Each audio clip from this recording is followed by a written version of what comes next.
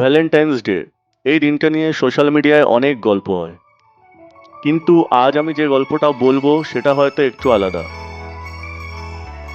কারণ আজ আমি দেখাবো কিভাবে একটা সাধারণ দিন একটা অসাধারণ স্মৃতিতে বদলে যায়।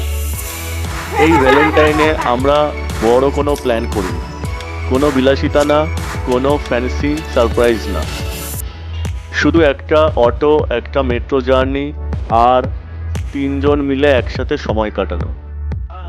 গন্তব্য বেঙ্গালুরু, এমজি রোড। উদ্দেশ্য সময়কে থামিয়ে রাখা, শুধু কিছু মুহূর্তের জন্য। সকালে আমরা বাড়ি থেকে বেরোলাম, অটো ডেকে সোজা মেট্রো স্টেশনে। অটোর জানালা দিয়ে বেঙ্গালুরুর হাওয়া লাগছিল, আর মনে হচ্ছিল আজকের দিনটা একটু আলাদা। ইভা খুব এক্সাইটেড। বাবা, আমরা কি মেট্রোতে যাব? ওর সেই উচ্ছ্বাস দেখেই দিনটা শুরু হয়ে গেল সুন্দরভাবে। মেট্রোতে উঠে আমরা এমজি রোডের দিকে রওনা দিলাম। মেট্রোর কাছের বাইরে শহরটা ছুটছে, আর ভেতরে আমাদের ছোট পরিবার একসাথে বসে। কখনো কখনো সুখ খুব বড় কিছু না, শুধু পাশে থাকা মানুষ দুটোই যথেষ্ট। এমজি রোডে নেমে আমরা হাঁটতে শুরু করলাম। চারিদিকে লাল বেলুন, কাপেল, হাসি, আলো। আমরা কোনো প্ল্যান করিনি, শুধু হাঁটছিলাম, গল্প করছিলাম, মাঝে মাঝে ছবি তুলছিলাম, আর চারিদিকে লোক দেখছিলাম। হাঁটতে হাঁটতে হঠাৎ একটা মোমোর দোকান চোখে পড়ল। ভাবলাম, চলো ভ্যালেন্টাইনে একটু মোমো হোক। 2 প্লেট মোমো অর্ডার করলাম। গরম গরম ধোয়া ওঠা মোমো, ইভার হাসি, আর আমাদের তিনজনের ছোট্ট ফুড মুভমেন্ট। ক্যামেরায় ক্লোজ আপও নিতে পারো এখানে। আবার হাঁটতে হাঁটতে ঢুকে পড়লাম একটা কফি প্লেসে। আমরা নিলাম কফি, আর ইভার জন্য নিলাম ফ্রেঞ্চ ফ্রাইজ।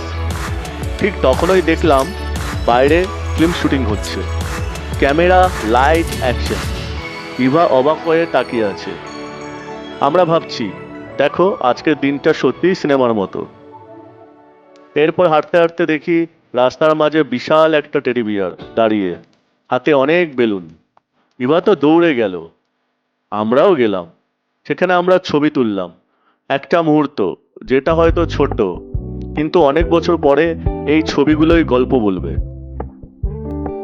আমরা রাস্তার ধারে দাঁড়িয়ে সেলফি তুললাম, হাসলাম, একজন আরেকজনকে একটু কাছে টেনে নিলাম। কখনো কখনো শহরের ভিড়ের মধ্যেও নিজেদের একটা ছোট্ট পৃথিবী তৈরি করা যায়। তারপর হাঁটতে হাঁটতে পৌঁছে গেলাম গাউডা মলে। মলের ভেতরে আলো, দোকান, কত মানুষ, কিন্তু আমাদের কাছে সবচেয়ে গুরুত্বপূর্ণ ছিল একসাথে সময় কাটানো।